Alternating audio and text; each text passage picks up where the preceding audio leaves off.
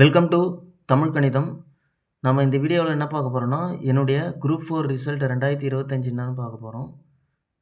நான் வந்து ஜெயிச்சிட்டேன். இந்த குரூப் 4 ரிசல்ட்டில் பாஸ் ஆகிட்டேன். எனக்கு கட் ஆஃபும் கிட்டத்தட்ட உறுதியாகிடுச்சு, வரும்னு தெரிஞ்சிச்சு.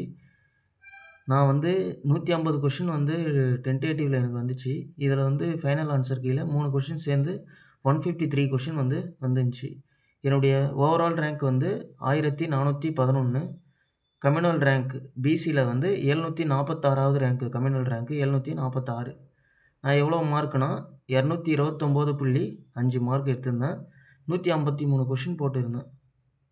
இதில் வந்து தமிழில் வந்து 77, ஜிஎஸ்சில் வந்து 76, மேக்ஸில் 22, ஜென்ரலில் 54 கொஷின் வந்து போட்டிருக்கேன். முன்ன பார்க்கும்போது எனக்கு தமிழில் 76 வந்துச்சு. இதில் ஒரு கொஷின்ஸ் ஆட் ஆகி வந்திருக்கு. ஜிஎஸ்சில் வந்து 74 வந்துச்சு. 74 வந்துச்சு. இதில் ஒரு 2 கொஷின் வந்து ஆட் ஆகி வந்திருக்கு. ஆக மொத்தம் இந்த ரிசல்ட் வந்து எனக்கு ஒரு நல்லதாக தான் நடந்திருக்குன்னு நான் சொல்லணும். ஏன்னா வந்து 150 போட்டு வருமா வராதான்னு 3 மாதமாக நான் பட்ட பாடு இது வேறு. எல்லாருமே அந்த இது இருந்திருக்கும். கிட்டத்தட்ட இன்னும் நான் 2 கொஷின் கம்மியாக போட்டிருந்தா எனக்கே கூட கிடச்சிருக்காது. கண்டிப்பாக சான்ஸே இல்லை. 151 போட்டிருந்தா நான் வந்து கம்யூனல் ரேங்க் 1000 தாண்டி இருப்பேன். கம்யூனல் ரேங்க் 1000 தாண்டினா சான்ஸ் வந்து ரொம்ப கம்மியாகும்.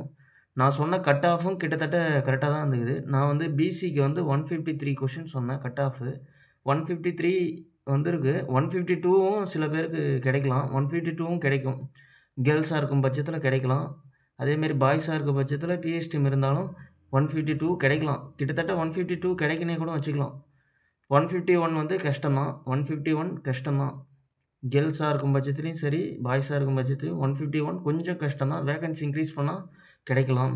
டைப் ரைட்டிங் இருந்துச்சுன்னா ஒரு 4 கொஷின் வந்து கம்மியாகலாம். டைப் ரைட்டிங் இருந்துச்சுன்னா ஒரு 4 கொஷின் வந்து கம்மியாகலாம். அதுவே ஸ்டெனோ டைப்பிஸ்ட்லாம் இருந்தால் ஒரு 5 கொஷின் கம்மியாகலாம். அவ்வளோதான். பெரிய ஸ்டெனோ டைப்பிஸ்ட்டுக்கு ஆனால் அட்வான்டேஜ் இருந்தாலும் முன்ன இருந்த அளவுக்கு 20, 30 கொஷின் வரும். இப்போலாம் அப்படி கிடையாது. ஒரு 10, 12 கொஷின் இருந்த தான் டிஃப்ரெண்ட் வருது. டைப் ரைட்டிங்கும் பெருசாக வேகன்சி கம்மி தான். அதனால் ஒரு 3, 4 கொஷின் தான் வந்து டிஃப்ரெண்ட் காட்டும். கம்யூனல் ரேங்க் வந்து பிசியில் வந்து ஒரு 900, 1000 ரேங்க்குள்ளே இருந்தால் கிடைக்கும். அதுவே 1000 தாண்டிச்சுன்னா கொஞ்சம் நம்ம வெயிட் பண்ணுற மாரி இருக்கும் பிசியில் வந்து. அதே ஜென்ஸாக இருக்கும் பட்சத்தில் ஒரு 900 எடுத்துட்டா சேஃபானது. இல்லைனா கொஞ்சம் கஷ்டமாயிடும். இல்லை 1000 மேலே தாண்டினாலும் பிஎஸ்டிஎம் இருந்தால் கொஞ்சம் ஒரு சான்ஸ் இருக்கும். எனக்கு பிஎஸ்டிஎம் இருக்கிறதுனால அதுவும் எனக்கு ஒரு அட்வான்டேஜாக இருக்குது. அதனால் வந்து எனக்கு கன்ஃபார்ம் கிடைக்கும்னு நான் உறுதிப்படுத்திக்கிறேன். ஏன்னா என்னுடைய பிஎஸ்டிஎம்மும் எனக்கு ஒரு அட்வான்டேஜாக இருக்குது.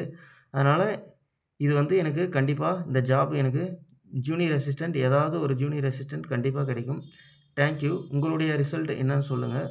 பார்டரில் இருக்கவங்க கவலைப்படாதீங்க. மேபி வேகன்சி இன்க்ரீஸ் படுத்தலாம்.